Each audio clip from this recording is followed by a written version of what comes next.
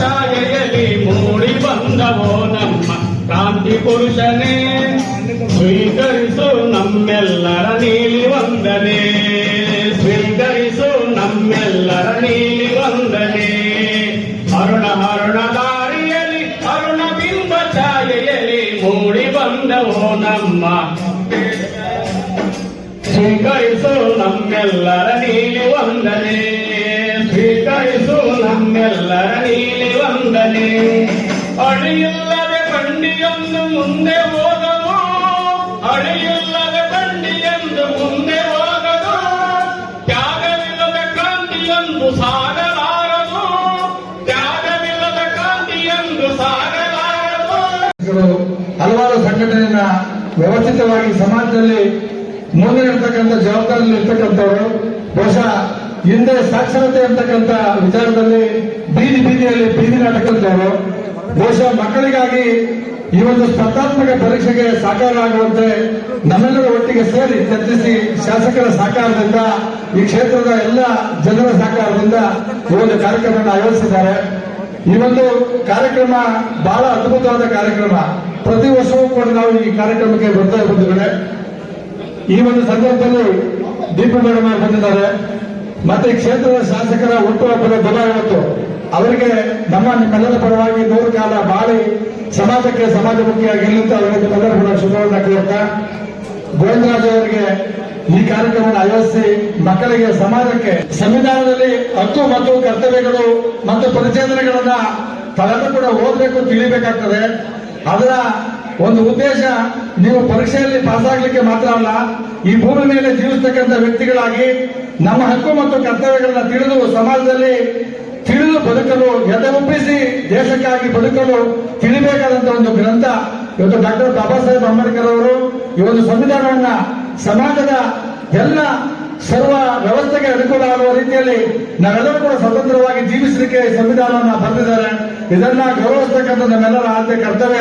ಸ್ಪರ್ಧಾತ್ಮಕ ಪರೀಕ್ಷೆಗೆ ಹಾಜರಾಗಿರುವಂತ ನಮ್ಮ ಭವಿಷ್ಯದ ಪ್ರಜೆಗಳಾದಂತ ಹೆಚ್ಚಿನ ವಿದ್ಯಾರ್ಥಿನಿಯರೇ, ಯಾವುದಾದ್ರೂ ಒಂದು ತಾಲೂಕಿನಲ್ಲಿ ಸಂವಿಧಾನದ ಬಗ್ಗೆ ಸಾಮಾನ್ಯ ಜ್ಞಾನ ಕುರಿತಂತ ಸ್ಪರ್ಧಾ ಪರೀಕ್ಷೆಯನ್ನು ಏರ್ಪಡಿಸಿರ್ತಕ್ಕಂಥ ಒಂದು ವೇದಿಕೆ ಯಾವ್ದಾರು ಇದ್ರೆ ಅದು ನಮ್ಮ ಗೋವಿಂದರಾಜ್ ಅವರ ನೇತೃತ್ವದ ವೇದಿಕೆ ಅಂತ ನಾವು ಭಾವಿಸ್ತೀವಿ. ಇವತ್ತು ಇದು 3ನೇ ವರ್ಷದ ಒಂದು ಕಾರ್ಯಕ್ರಮ. ಜೊತೆಗೆ ನಾವು ಹುಟ್ಟಿದ ದಿನದನೇ ಇವರು ಆಯೋಜನೆ ಮಾಡಿರ್ತಕ್ಕಂಥದ್ದು ಸ್ವಾಗತಾರ್ಹವಾದಂತ ವಿಚಾರ. ನಾನು ಕೂಡ ಹಿಂದೆ ನನ್ನ ಹೆಸರಿನಲ್ಲಿ ಜನವಿಕಾಸ ವೇದಿಕೆನ ಪ್ರಾರಂಭ ಮಾಡಿದಾಗ ಇವ್ರು ಏನ್ ಮಾಡ್ತಾರಪ್ಪ ಅಂತ ಅನ್ಕೊಂಡಿದ್ದೆ. ನಿಜವಾಗ್ಲೂ ಕೂಡ ಶ್ಲಾಘನೀಯವಾದಂತ ಕೆಲಸವನ್ನ ಮಾಡ್ತಾ ಇದ್ದಾರೆ. ಅದಕ್ಕೆ ಅಭಿನಂದನೆಗಳನ್ನು ಕೂಡ ಸಲ್ಲಿಸಲಿಕ್ಕೆ ಬಯಸ್ತೇನೆ. ಇವತ್ತು ಬಾಬಾ ಸಾಹೇಬರ ಫೋಟೋಕ್ಕೆ ಪುಷ್ಪಾರ್ಚನೆ ಮಾಡೋದ್ರ ಮೂಲಕ, ಕುವೆಂಪುರವರ ಫೋಟೋಕ್ಕೆ ಪುಷ್ಪಾರ್ಚನೆ ಮಾಡೋದ್ರ ಮೂಲಕ ಈ ಕಾರ್ಯಕ್ರಮಕ್ಕೆ ಚಾಲನೆಯನ್ನ ನೀಡಿದ್ದೇವೆ. ಜನವಿಕಾಸ ವೇದಿಕೆ ಜನಪರವಾದಂತ, ಜನರಿಗೆ ಸಂವಿಧಾನದ ಬಗ್ಗೆ ಪೂರ್ಣ ಜಾಗೃತಿ ಮೂಡಿಸುವಂತ, ನಾವು ಮನುಷ್ಯರಾಗಿ ಯಾವ ರೀತಿ ಸಾಮಾನ್ಯ ಜ್ಞಾನವನ್ನ ಹೊಂದಬೇಕು ಅನ್ನೋದ್ರ ಬಗ್ಗೆ ಇವತ್ತು ನಮ್ಮ ಭವಿಷ್ಯದ ವಿದ್ಯಾರ್ಥಿಗಳಿಗೆ ಸ್ಪರ್ಧಾ ಪರೀಕ್ಷೆಯನ್ನ ಏರ್ಪಾಡು ಮಾಡಿದ್ದಾರೆ. ಅದು ಸ್ವಾಗತಾರ್ಹವಾದಂತ ವಿಚಾರ ಅಂತ ನಾನು ಈ ಸಂದರ್ಭದಲ್ಲಿ ಯಾವುದೇ ಎಕ್ಸಾಮ್ ಹೋಗ್ರಿ, ಯಾವುದೇ ನೌಕರಿಗೆ ಹೋಗ್ರಿ, ಎಲ್ಲ ಸಿಇಟಿ ಎಕ್ಸಾಮ್ ಇದೆ.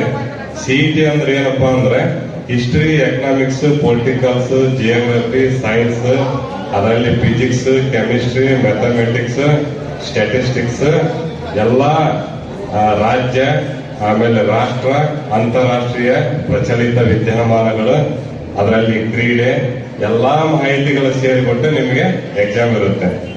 ನೀವು ಯಾವ್ದಾದ್ರು ನವೋದಯ ಎಕ್ಸಾಮ್ ಹೋದ್ರೂ ಸೇಮ್ ಸಬ್ಜೆಕ್ಟ್ ಇರುತ್ತೆ. ನೀವು IAS ಎಕ್ಸಾಮ್ ಹೋದ್ರೂ ಸೇಮ್ ಸಬ್ಜೆಕ್ಟ್ ಇರುತ್ತೆ. ಅದೇ ಹಿಸ್ಟ್ರಿ, ಅದೇ ಪೊಲಿಟಿಕಲ್, ಅದೇ ಎಕನಾಮಿಕ್ಸ್, ಅದೇ ಜಿಯೋಗ್ರಫಿ.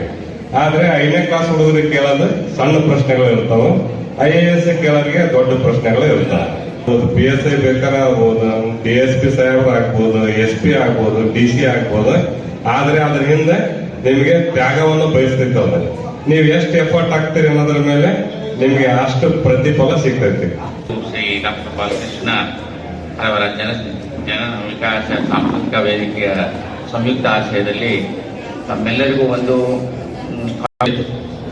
ಸೊ ತಮಗೆ ಎಲ್ಲ ಗೊತ್ತಿದೆ, ಸಂವಿಧಾನವನ್ನ ಬರೀಬೇಕಾದ್ರೆ ಏನೆಲ್ಲ ಪ್ರಯತ್ನಗಳಾದವು ಅಂತ ಹೇಳ್ಬಿಟ್ಟು ಸುಮಾರು 286 ಕಾನ್ಸ್ಟಿಟ್ಯೂಷನಲ್ ಮೆಂಬರ್ಸ್ ಇರೋ ಬೆಂಚ್ನಲ್ಲಿ ಬಾಬಾ ಸಾಹೇಬ್ ಅಂಬೇಡ್ಕರ್ ಅವರ ನೇತೃತ್ವದಲ್ಲಿ ಒಂದು ಕಮಿಟಿಯನ್ನು ನೇಮಿಸಿ ಪ್ರಪಂಚದ ಅತ್ಯುನ್ನತವಾದಂತಹ ಸಂವಿಧಾನಗಳನ್ನು ಓದಿ ಪ್ರತಿಯೊಂದು ಸಂವಿಧಾನದಲ್ಲಿ ಇರುವಂತಹ ಉತ್ತಮವಾದಂತಹ ಅಂಶಗಳನ್ನು ಸೆಲೆಕ್ಟ್ ಮಾಡಿಕೊಂಡು ಭಾರತ ಸಂವಿಧಾನವನ್ನು ಬಾಬಾ ಸಾಹೇಬ್ ಅಂಬೇಡ್ಕರ್ ಅವರ ನೇತೃತ್ವದಲ್ಲಿ ನಮಗೆ ಕೊಟ್ಟಿದ್ದೆ.